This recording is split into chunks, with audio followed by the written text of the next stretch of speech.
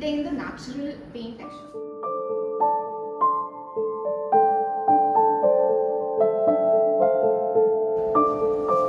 So this is flip cup.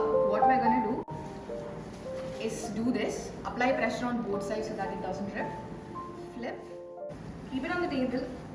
Slightly lift it up. Just play with the cup. Move it around. And do this so that you can get the excess.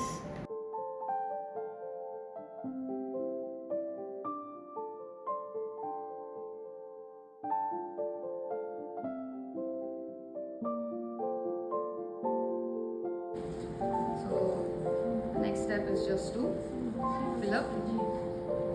Wow.